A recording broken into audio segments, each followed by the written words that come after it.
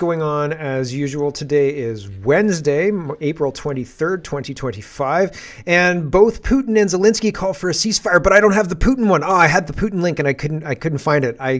I'm in a hurry today. I have a meeting and saw a hard line at 10 o'clock. I have to cut off the stream, but usually I would go and find that link. But anyway, both Zelensky and Putin are calling for a ceasefire. Putin said that he wants to have a deal with Trump, and less than 24 hours after I saw that, I saw those Zelensky tweets, so I thought that was interesting. USA is pulling a bunch of food dyes over the next year or so, but a lot of them are going before the end of this year. One or two are going to be at the end of 26, but that's interesting to note. NDP is trying to prevent a liberal supermajority. That's weird because Jagmeet Singh just got done propped up a liberal supermajority. So that's super weird that he's saying, no, vote for the NDPs to prevent a liberal supermajority. The United Kingdom is going ahead with experiments to dim the sky. I've got a Matrix video to show you to compare. Eggs are getting more expensive in Canada, and election boxes are taken home with election workers. So there's lots to get to. Let's get to it. Holy smokeronis. The CPC did release their platform yesterday, and so we've got lots of information on that, and it's very front-loaded. So we've got Libs and Conservatives and a bit of NDP stuff. I'm hoping to get here before we have to cut off the stream. So here we go. No is reporting on this. CPC on vax status dismissals, digital ID, and central bank digital currency. And it says protect personal autonomy, privacy, and data security. And it says ban the dismissal of federal workers based solely on COVID vaccine status. Are they going to bring them back? I don't know. Oppose any move towards mandatory digital ID systems. Mandatory. They're going to create digital ID systems and say, see, we didn't make it mandatory. And the liberals are going to come in and say, this digital ID needs to be mandatory. So they're all working kind of hand in glove. And they push things forward to leave them there while the other party comes in and does the dirty work, right? And so I feel like we're going to get some dirty work from the Conservatives if they win this election as well. Prohibit the Bank of Canada from developing or implementing a central bank digital currency, and remove the CRA's home sale reporting requirement. So we're not going to tax your primary residence with capital gains, and prohibit the Bank of Canada from creating a central bank digital currency. That's good, I guess. I like that better than creating a central bank digital currency. Here is more Chinese interference with Joe Tay, and Andy Lee is responding to herself. She says, yesterday I showed you what the coordinated media attack on conservative candidate Joe Tay looks like, originating from the People's Republic of China. And there's he looks like a criminal. There are like wanted posters, all sorts of stuff. Rhetoric I can't read because it's in Chinese, but I'm assured it's terrible. Andy Lee says, update, Joseph Tay, the conservative candidate identified as the target of aggressive Chinese election interference operations, paused in-person campaigning yesterday following advice from federal police. Pretty crazy stuff reported by the Bureau. Scary, right? Western Standard is reporting Poilievre draws a massive crowd in Liberal stronghold of Toronto. Do you think that he's going to win it? I don't know, man. I don't know. I'm concerned that our elections are rigged. I'll tell you what I think they're going to do in the Liberal section here. Dacey Media was at the Vaughan rally, and he says a large crowd and a special guest gathered waiting for Pierre Poilievre to leave his Vaughan rally. It's the cardboard cutout of this guy with the middle fingers up, right? So the epitome of liberal voter, the elbows up liberal voter. And again, I feel like this is a big psyop. I feel like these people, not necessarily that they don't exist, because I've met the Karens that do, but I think that there are people out there who just follow along, NPCs, and they've decided, I'm just going to do what the news tells me or whatever. And that's a lot of the base. I have to believe that. I can't believe so many people are that gullible and stupid, and aggressively so, right? So, I don't know. Fingers crossed. Pierre Poilievre says Conservatives will give law enforcement the power to shut down tent cities to save lives and restore safe streets for a change. That'd be good. That'd be good as a basic. But you see what I mean? That it's not really a win. It's just kind of a holding pat. We're just going to stand and not do anything really meaningful. We might restore Canada as it was circa 2018-ish. But I'm skeptical that we'll even get that. House of Commons staffer says, thoughts on the CPC platform. I agree wholeheartedly with 80% of it. I'm ambivalent towards about 10% of it and not keen on maybe 10% more. Not fully opposed to any of it, though. Wish some stuff was stronger. Wish some stuff wasn't as strong. Some stuff I don't love and some I couldn't care less about. That's how it works. It's kind of a mealy-mouthed, like it's not really much of a, it's not much of color on that. Matt it does a better job. He goes actually through it. And my concern, my criticism of all this is that it's all pretty much the same. Like the problem is we don't have anybody who's visionary. We don't have a leader who's leading on the stage at this point in time. Everybody's kind of saying, these are the policies that will do as little to change anything from where we're at. And that's what we're going to do. We're going to just keep things completely as they are right now, close our eyes to everything else. That's that. That's what the conservatives are offering. That's what the liberals are offering. And that's frustrating me no end. And I think that there are a lot of people who are frustrated by that. Matt Miller goes through the two. And I think I've said a bunch of times, Conservative Party would be better than the Liberal Party. But both are globalists. And I think we're going to the same location, like the same destination with both parties. And that's frustrating. I just think that the vehicle that the conservatives are offering is probably a little bit more comfortable than the vehicle the liberals are offering, right? And that's it.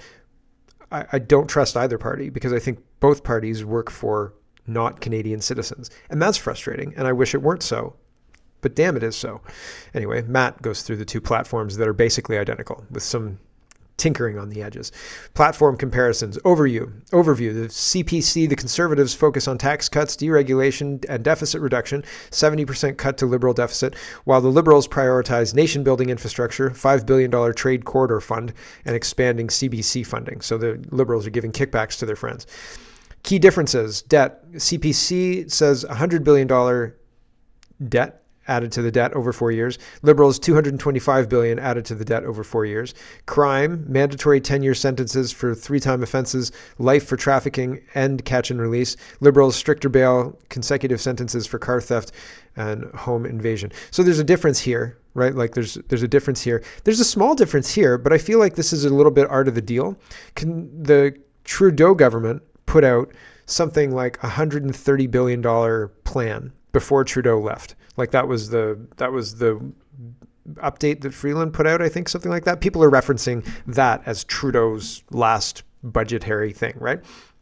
And then they're comparing Carney's offering to Trudeau's last thing and saying Carney's offering is $100 billion more than Trudeau's last thing. And now Poilievre is kind of using that Trudeau's last thing and adding 100 to it, or basically keeping it the same, or reducing the 130 for Trudeau to 100, right? And so basically the same, tinkering around the edges, $30 billion difference from Trudeau on the lighter side, but still, right? It's a difference. Anyway, it's something to highlight. Firearms, CPC will roll back the gun bans, protect hunters and sport shooters. Liberals will continue the buybacks and let the RCMP classify firearms. This has been a $6 billion boondoggle so far. It hasn't done anything other than a list of guns that are banned that nobody's done anything about, which is good because it's property that is owned by Canadian citizens that the government shouldn't be able to ad hoc. Imagine they banned this cup. Like, this cup is now illegal. Hand it in, citizen, or you're a criminal. Like, I don't think so, guys. This cup is fine. It was fine yesterday and it's fine today. Same with the gun. So Liberals, more boondoggle. Difference there. Immigration, CPC will cap population growth, reduce temporary residence, criminal checks for students. Liberals, no reduction targets, focus on credential recognition. The temporary foreign workers, the students, Poilievre's plan, as illustrated by Maxime Bernier, is still mass immigration, and a lot of people are not happy with that. And so, again, tinkering on the edges. The Liberals, again, will be way worse, but the CPC is basically saying, yeah, what we're doing now is pretty good. I think it has something to do with, if they don't do that, they'll crash the economy. If we didn't have people coming in, buying cars, buying furniture for housing, things like that, the economy would just come to a screeching halt, I think, here in Canada, which is not good. So that's why I think the CPC is doing that. But they should be transparent about it. Medical autonomy, digital ID, CPC banned federal vaccine mandates, opposed digital IDs. Liberals, no mention of mandates, digital ID, or central bank digital currency. They just haven't mentioned it. They'll wait till after the election. Censorship, CPC says they'll repeal censorship laws and defund English CBC. Liberals, that's interesting. That's an interesting distinction. Like the English people are really upset about the CBC thing, so we'll remove that, but we'll keep French CBC. Interesting. Liberals will boost the CBC Radio Canada funding and combat disinformation. Missing CPC priorities ignored by Liberals, no action on property rights, CPC Farmland Protection Acts, no commitment to medical autonomy or protection from vaccine mandates, no opposition to digital ID, CPC explicitly bans both. Bottom line, Liberals expand government with no safeguards against overreach on digital ID, medical freedom, or property rights. CPC offers tax relief, explicit protections for civil liberties, and fiscal restraint. For voters prioritizing limited government, debt reduction, and individual freedoms, only one platform directly addresses these concerns. So, yeah, I mean, I guess so. But again, globalist, supply management isn't on the table. There's a whole bunch of things that are just not being talked about that should be. And I feel like all these things that aren't being talked about but should be are being overshadowed by minor differences there, but we're being given basically what we've had for a while, and I don't think we're looking at any real improvement. It's a trick. I think we're being tricked. Here is the CTV's breakdown of how the Liberals and Conservatives platform stack up on key issues, and so they say, both parties include an estimated $20 billion in revenue from Canada's counter tariffs on the U.S. and their fiscal plans this year. Weird, right? Like, same thing. What? Same. The Liberal platform promises that every dollar collected from their reciprocal tariffs will go to protecting workers and businesses affected by the trade war. Poilievre has said the money will be returned to Canadians through tax cuts and targeted aid to industries.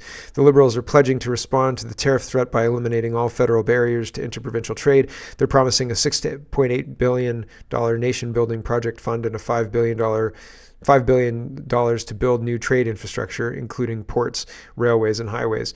The Conservatives say they would launch a $225 million Keep Canadians Working Fund to protect the jobs of auto workers targeted by the trade war. Auto workers? What about the farmers from the Chinese trade tariffs? And would pursue free trade deal with the United Kingdom, Australia, and New Zealand. They're just totally ignoring. Everybody's totally ignoring the canola stuff. Has Poilievre said anything about it? I haven't heard anything. Poilievre also has pitched an immediate economic boom in Canada's resource sector, triggered by his planned repeal of various liberal policies, including the Impact Assessment Act, C-69. The platform claims that the measure alone would yield nearly $1 billion in revenue over 4 years. Spending, tax cuts, and deficits. Neither the Liberals nor the Conservatives have any plan to balance the budget in the next 4 years. Same. The Conservatives are planning to run $100 billion in deficits over 4 years, over a 4-year term, while the Liberals are projecting nearly $225 billion in deficits. Do you know what kind of household I could run if I was planning $1 million deficits every year? Like, every year for the rest of my life. No problems. Like, easy-ozy, no problem. I am living well, not quite beyond my means enough. You know, like, why are we projecting hundreds of billions of dollars in deficit? Why can't we live within our means? Why is that such a problem, and why are we sending billions of dollars to Ukraine? The Conservative platform promises $34 billion in new program spending over 4 years, as well as $75 billion in tax cuts. I hope so. The party is also aiming for $56 billion in savings by, among other things, cutting the amount of the federal government spends on external consultants by $23.5 billion over a fiscal term. Poilievre has promised to cut the lowest personal tax income rate to 12.5% from 15%. The platform reveals that cut would be phased in gradually over 4 years. The Liberals have vowed to spend nearly $130 billion on new measures over 4 years, including a 1% cut to the lowest income tax bracket that would come into effect on July 1st. They estimate the tax cut would cost nearly $22 billion over a 4-year term. So again, same, right? It will take Poilievre 4 years to do the same thing the Liberals are planning to do July 1st. And so the Liberals are hoping that you'll be bought off like that. But it's the same. It boils down to the same offer. Housing, both the Liberals and Conservatives are planning to cut the GST on new home purchases. The Conservatives will cut it for homes costing up to $1.3 million, while the Liberals will do it for homes that cost up to $1 million. Monday, Poilievre outlined a plan to get 2.3 million new homes built in the next 5 years by encouraging cities to speed up home construction approvals and by selling 15% of federal land for housing. Carney's promised to create an entity called Build Canada Homes that would act as a developer to build affordable housing, some of it on public land. I don't want to build homes. I want to stop the invasion, and if we stop the invasion, we won't need to build that many homes. We can build the normal amount of homes that we always build. And that'd be quite enough inventory. Thank you very much. But they're not interested in that, really. They don't really want to solve the problem. They want to import millions of foreigners to destabilize our country, unfortunately. CTV News reports Pierre Poilievre says he'll end woke ideology. But he isn't saying what that means. Here's part of what that means. And Chantal Hebert is very upset by it. She says, apparently Canada's public service is overeducated, so the Conservatives, per their costed platform, promised to eliminate university degree requirements for most federal public services to service roles to hire for skill, not credentials. Good. The universities have a monopoly on training people, and they're training people in woke garbage. It's nonsense. It's bullshit. And the teachers are infected by it, and they need to be stopped fundamentally. And so this is a good way to get around the universities. Don't make their product necessary for employment. Perfect. Sounds good to me. Here's Pierre Poilievre talking about the, I think it's the PBO, the Parliamentary Budget Office. I think yesterday I said PMO, but I think it's the PBO that put this out. But it's like a think tank within the PBO. So it's supposed to be arm's length, but it's actually paid for by the government, but they're supposed to be arm's length. I don't know. Take it all with a grain of salt. I don't know that any country, like certain problems have been solved. Like we understand how grocery stores work. We understand the economics of grocery stores. It would be very surprising to me if we became hunter-gatherers again. It would be very surprising to me if this came to fruition. People are talking about it like it's very real and stuff, but like I don't know that without a broader societal collapse, I don't know that Canada just by itself could have people in the 2040s or whatever hunting and fishing because the grocery stores and everything else is behind a gated community. Like, I think broader society will have had to collapse further than we're comfortable with for all of what they're predicting to come true. But anyway, I digress. Here's Poilievre responding to that. Has he seen this report?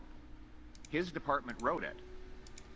And what they are anticipating on the current trajectory is a total meltdown, a societal breakdown in Canada if we stay on the current track. Why this isn't blazing the front pages of every news outlet in the country right now is beyond me. It's just unbelievable. Unbelievable. Like,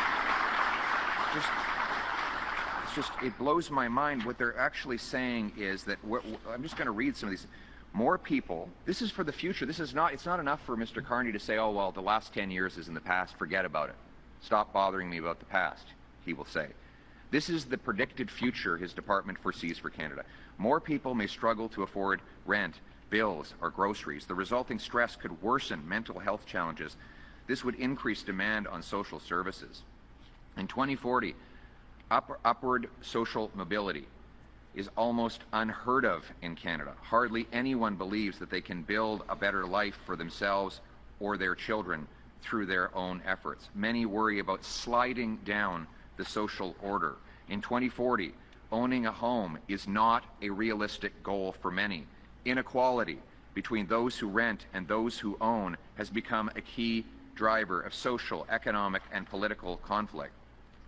In 2040, pursuing a post-secondary education is no longer considered a reliable path to social mobility. Fewer young people choose post-secondary education, and those who do see it less as a path to a successful career than a way to reinforce their membership in the, quote, elite. That's not my words. That's the government's words. The report paints a terrifying picture of a spiral of economic depression and cost inflation. People may lose faith in the Canadian project, it says. It forecasts that this may trigger people to, quote, emigrate to jurisdictions where they perceive upward social mobility or other higher standards of living are easier to obtain. If young workers leave, it may become harder to pay for our social programs for the older people in the country. Yeah, well, it paints a very, very terrifying economic picture. Really, really bad. Here's what the Liberals are up to. And again, I feel like all of the stories I have on the Liberal side are generally bad news. It doesn't look like a party that is putting together a winning run. It looks like a party that is completely imploding with, who's the naked gun guy? Leslie Nielsen standing there saying, nothing to see here, everyone. Like, just keep watching it. Nothing to see at all. Weird. Table Salt says the government of Canada is already considering policy options for when the youth will blame older Canadians for their inability to own a home or be upwardly mobile in society. They're planning for it. And so I think they're going to install Carney, and they're going to say the boomers voted for Carney, so just deal with it. And it's a majority government, so the boomers installed Carney as a majority. That's a perfect wedge that wedges 40-year-old kids against their 60-year-old parents. Wedge, wedge, wedge. And we fight amongst ourselves while they continue the grift. They continue to steal from us, as they have been stealing from us for the last decade. Here's No again. He says the Liberal Party just sent out a criticism of the Tory platform using these comments. Faye Johnson is one of them. Max Fawcett, Amber Mack, all of these people are ideologically captured people. I don't actually care what they say. I just think it's interesting the caliber of people that they're putting out. Like Faye Johnson says, the Conservative Party platform included 4 mentions of women. 3 of those are related to an anti-trans policy. That says everything that needs to be said about the Conservative Party and their gender equity. The whole trans thing needs to go the way of woke ideology. The whole thing is farce. And the fact that they've got a man who's pretending to be a woman commenting on this whole thing. Crazy town. And I mean, all of the rest of the commenters are just taking it. It's all ideological drivel about their ideology, right? And it's just nonsense, waste of time. Here is an interesting tweet that got deleted. Ashley Burke says the Liberal leader Mark Carney said he was tired when visiting a canteen in Granby, Quebec this afternoon. Inside, Carney put on a cap and said it was like Trump's photo op at McDonald's. Huh. So weird. Do you get Trump vibes from Mark Carney? CBC Watcher says, gosh, gotta wonder why Ashley Burke deleted this. Eh? I'd love footage of Mark Carney pretending to be like Trump. Here's Brian Lilly. He says, an economist the Liberal government has often cited to back up their claims, criticized Mark Carney's spending plan. And Mark Carney says, so of course, Mark Carney had to throw him under the bus as a know-nothing. Here we go. So Trevor Tombe is wrong, in your opinion? Yes. I have more experience than he does, and it's important to state that. With CBC. I'd like to follow up on that. Just if you've got an economist like Trevor Tombe saying that your plan is unsustainable, is just that, is there an argument that if Pierre Poilievre is trying to bring down spending, bring down the deficit, that his plan is more fiscally responsible than yours? Okay. There's one thing that you can write on a paper. There's another thing that will happen in the economy. Okay? So our plan, to be clear, is focused on investment and growing this economy. All of the spending, all of the investment in years 3 and 4 are for growing the economy. So, Trevor... Investment. Spending, investment. It's the same word. It's exactly the same word. I don't know what you mean. They're different words. Andrew says, this is a bad look, Mark Carney, from finance to Bank of Canada to Bank of England. You've depended on experts around you. Sometimes you might disagree. Few, if any, economist knows public finance in Canada as Trevor Tombe does, and you should recognize that while perhaps disagreeing. So, Carney doesn't care. He's got more experience than Trevor Tombe. Trevor Tombe, who, right?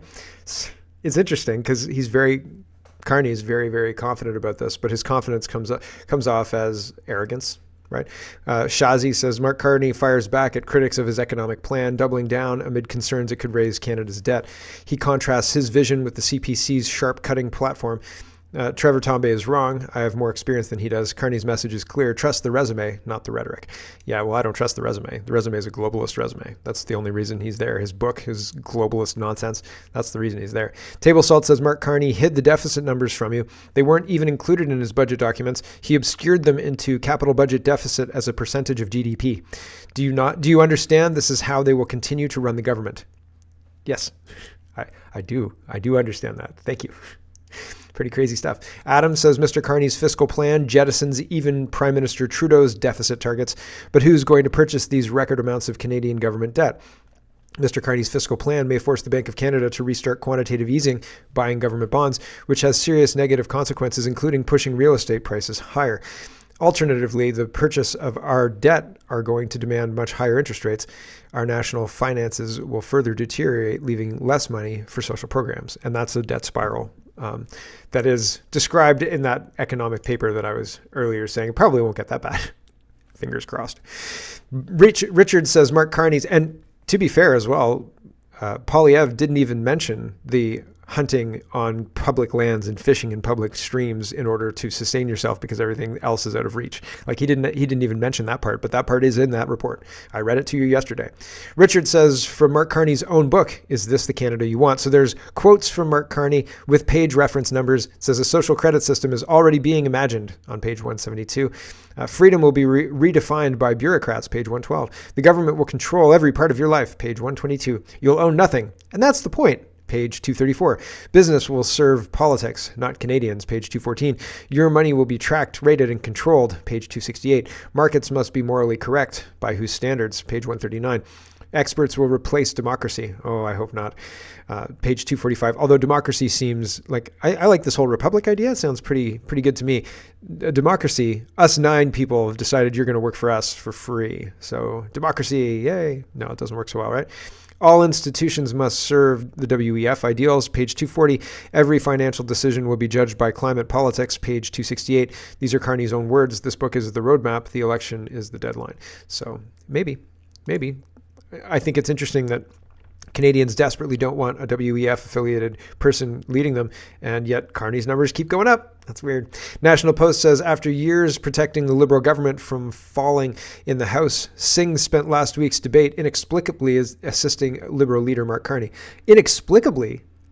You could see that he was propping up the Liberals. You could see what he was doing was only interrupting Pierre Poilievre. He wasn't interrupting anybody else, just Pierre Poilievre. And that's his tactic. And not only that, but Carney called him off, like waved him off from attacking Poilievre. Like, oh, don't worry about it. Mark Carney, one of his ministers, or not ministers, Mark Garrettson. So he's high profile, but only because he's an idiot. Got into a fight on the door with somebody and it got caught on a Ring camera. And so Garrettson, and I don't have the video for you, so apologies, but apparently it was posted and it's a viral video. But Garrettson says, hi, I'm Mark Garrettson. I'm your member of parliament. The incumbent began, canvassing door to door. Yeah, man, not a chance, the resident replied. Okay, cool, Garrettson said as he began to walk down the stairs. You're against gun owners. You're pathetic. The resident said, you're pathetic. Garrettson appeared to reply as he left. And Garrettson said he shouldn't have done that, but I mean, there's a lot of things he shouldn't have done. Mark Carney is in Colchester, riding in Nova Scotia, which was represented last time by Conservatives Stephen Ellis. Noisy protesters shouted he is controlled by the World Economic Forum. Carney put his finger to his ear and says, well, Iveson says jokes, but I don't know. It could just be a statement. I'm listening for orders coming through, he says. I think he was just being factual, right? Like, I think he was just straight up telling the audience what was going on, right? I have Bluetooth in my ear and President Xi telling me what to say next from the WEF. Juno News says, Justin Trudeau's former health minister released an attack ad attempting to tie her conservative rival to the Nazi swastika seen at the Freedom Convoy in 2022. However, the ad has backfired with much of the Jewish community it appeared to target. Yeah, well, because it's stupid. And Mark Carney is talking about China. He says, I'm very clear-eyed on China. I don't have any time. I have to go for my meeting, so I can't play this China thing. But he's basically saying he's going to be the best. He's going to be the best on China. And I think that he's just making an appeal to Xi, saying, Xi, pick me. I'm going to be the best for you, man. Don't worry. It'll be all okay. So I don't think he's playing for Canada. And Globe and Mail is reporting Jagmeet Singh says the only way to stop a Liberal supermajority is to vote NDP. And I think that's absolute nonsense because the NDP prop up the Liberals. And Holly Doan is reporting the same thing. BC is being told by Jagmeet Singh to hold the line on election day to prevent a supermajority, which is utter nonsense. And I have to go because I'm going to be late. So thanks for watching, everybody on the stream, and we will catch you tomorrow. And here is some NDP news, and it looks like Elizabeth. Hello, everyone. Thanks very much for watching. This is just a short version of a longer show. If you'd like to get the whole show, you can go over to CanadaPoly.com and sign up for a subscription. Just look in the drop-down tab for Shop and Donate and look for subscriptions, and you'll get immediate access to the full show. Love to see you. Thanks for watching, everybody. Have a wonderful, wonderful